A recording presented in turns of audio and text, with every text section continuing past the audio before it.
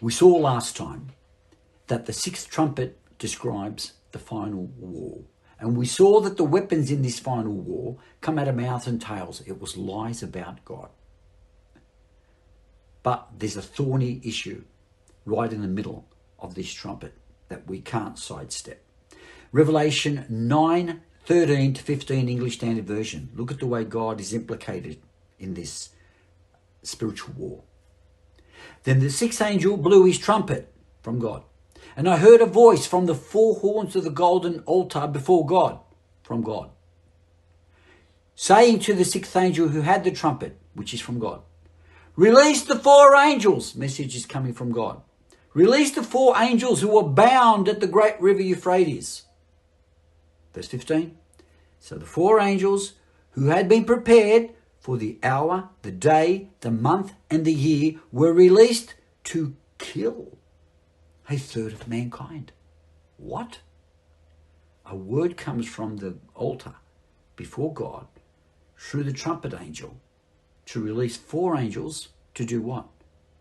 Release them from the river Euphrates to kill. It looks like God is directly connected with acts of violence in this final war. What are we to make of this?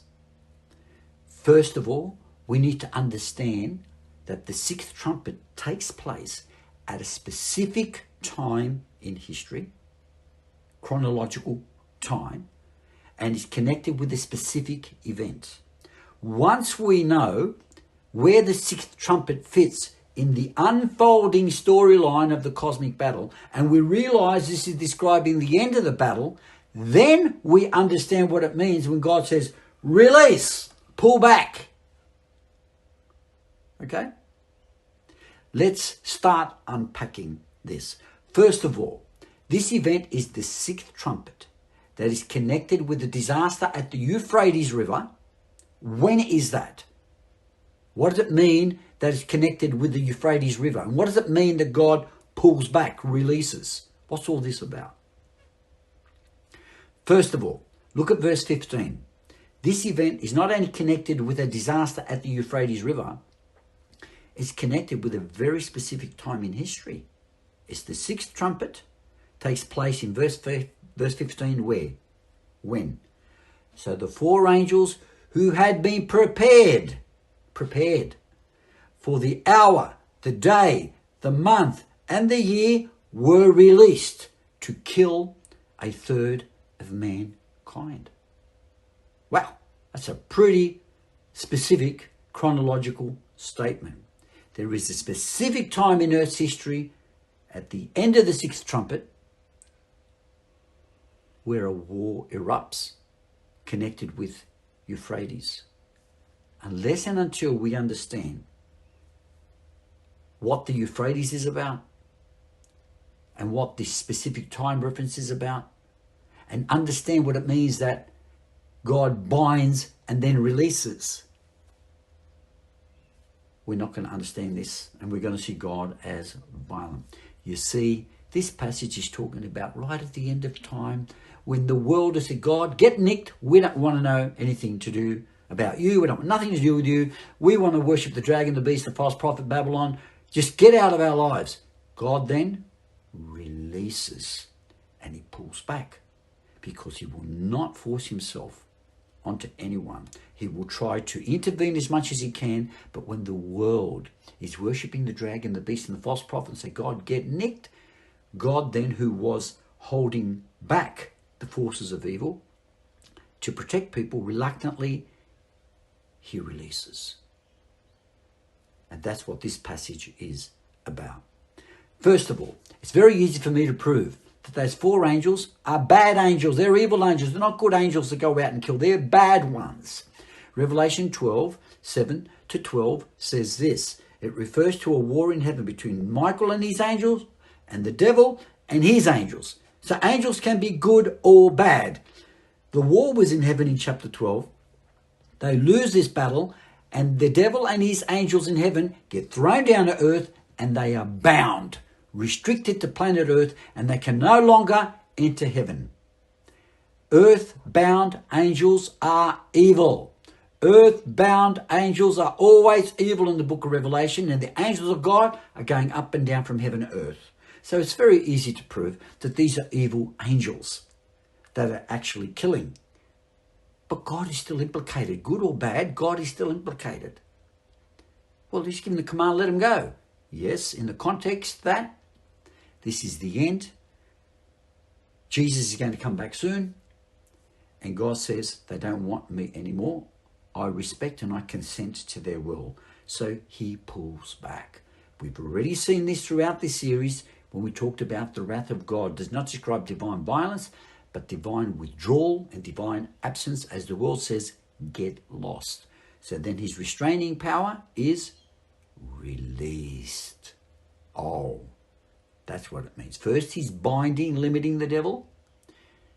And then when the world says get lost, he releases.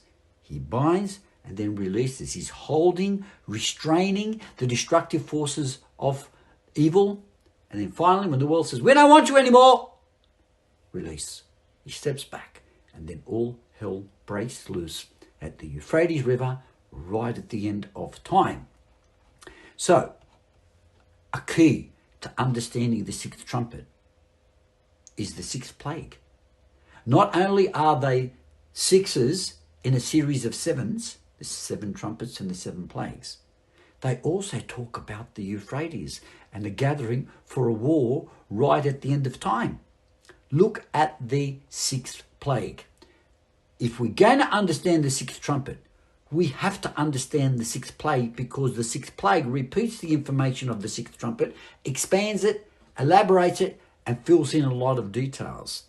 We're not going to be able to get into that yet. When we get into the sixth plague, we will see what the sixth trumpet is really saying. So when God releases, it's his wrath. He's stepping back because he respects humanity's decision that they don't want him. Let's have a look at the parallels with the sixth plague. 16:12 says this: the sixth angel poured out his bowl on the great river Euphrates. Wow, there it is again. It's the sixth in a series of seven, and there's an impact at the river Euphrates. And what happened? And its water was dried up for what? To prepare the way for the kings of the east. Wow. Both the sixth trumpet and the sixth plague, both are sixth in the position of sevens, both involve angels, both refer to the Euphrates, and both describe the gathering together of armies for war. Look at verse 14 in the sixth plague. What happens when the river Euphrates is dried up? It prepares the way for the kings from the east to come. For what purpose? 16:14. For they are demonic spirits performing signs who go abroad to the kings of the whole earth. So the kings from the east have come in when Euphrates is struck, and now there's kings from the whole world. There's going to be released by the dragon, the beast, and the false prophet, yeah? So we're going to have two sets of kings facing off against one another, who go abroad to the kings of the whole earth, these are the baddies, to assemble them for battle on the great day of God Almighty. So we've got two sets of kings that are going to face off once the Euphrates is struck and affected somehow by an angel. The parallels are obviously deliberate, and unless we understand the sixth trumpet in light of the sixth plague, we're not going to get the full picture. When we get the full picture, we say, oh, I see. When God says release, he's saying that pull back, they don't want me anymore. They don't want me anymore. I will respect their will. Doesn't mean that God's releasing violence. It's saying God releases, and then violence comes from evil sources. And we'll see this clearly when we get to the plagues. But anyway, compare what we've just read about the sixth plague with the sixth trumpet. 9:16 also talks about a gathering of an army. 9:16 in the Evangelical Heritage Version. This is in the trumpet. The number of the soldiers on horseback was 200 million. Soldiers horseback, it's the final war. is the final war.